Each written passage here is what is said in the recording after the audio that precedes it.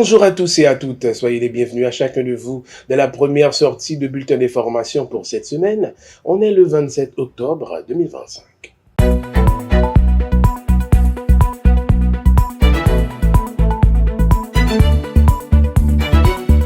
Alors que l'ouragan Mélissa, désormais classé en catégorie 4 sur l'échelle de Saffir-Simpson, s'approche dangereusement des côtes haïtiennes, des centaines de familles des départements du Sud et de la Grande Anse ont été évacuées vers des abris provisoires mis en place par la protection civile et les autorités locales.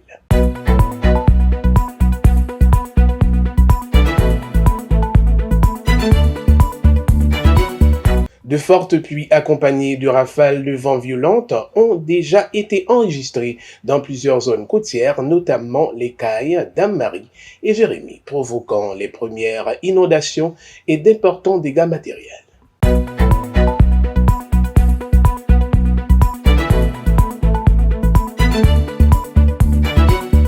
Le monde intellectuel et artistique haïtien est en deuil. Le docteur Philippe Lerebourg, historien critique d'art et professeur émérite, s'est éteint, laissant derrière lui un héritage inestimable dans le domaine de la recherche et de la valorisation de l'art haïtien.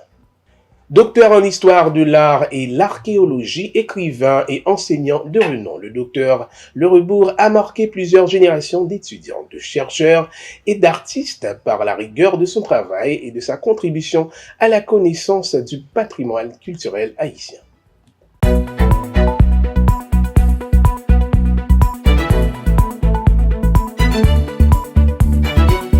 Haïti passera officiellement à l'heure d'hiver dans la nuit du samedi 1er au dimanche 2 novembre 2025. Conformément aux dispositions en vigueur, à 2 heures du matin, les horloges devront être retardées d'1 heure, marquant ainsi le retour à l'heure standard.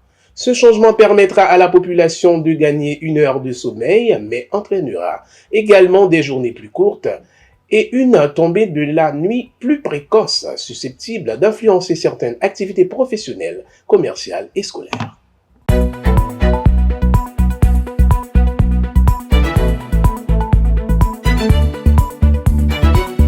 Le principal suspect dans l'assassinat du policier Rivalsi Abner a été mortellement blessé le vendredi 24 octobre lors d'une opération ciblée menée par la police nationale d'Haïti à Fondé-Blanc dans le département du Sud. Selon les informations communiquées par l'institution, le suspect identifié comme Laurent Bertoni alias Tipolis aurait ouvert le feu sur les agents au moment de son interpellation.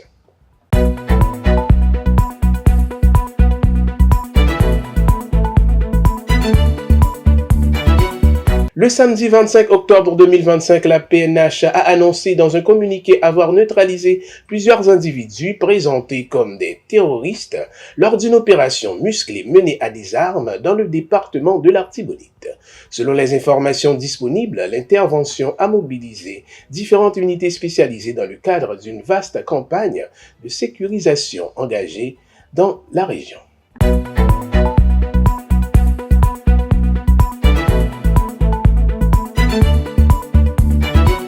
À l'échelle internationale, la police de North Miami Beach a arrêté Tony Santil, une ressortissante haïtienne de 31 ans, accusée d'avoir agressé sa voisine dans un complexe résidentiel dans la ville.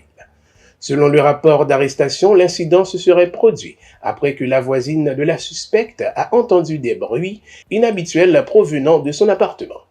En sortant pour vérifier la situation, elle aurait aperçu Santil visiblement en colère, lui lançant des épices depuis son balcon.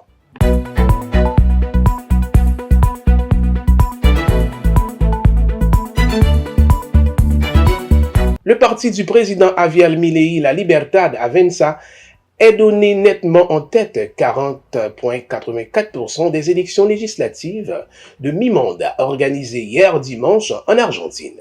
Après le dépouillement de plus de 90% des bulletins, une victoire susceptible de renforcer le chef de l'État libertarien dans sa politique de refonte économique.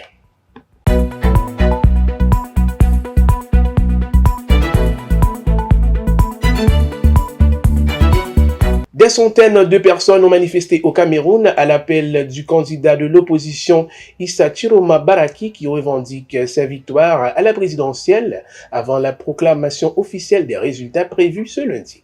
À Douala, les manifestants ont été violemment dispersés par les forces de l'ordre.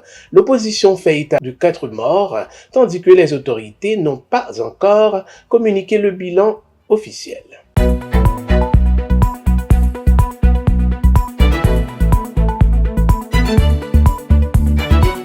Mesdames et messieurs, c'était avec vous Estégen Stanley Edouard. Restez branchés la radio-télévision Fadris pour les suites nécessaires.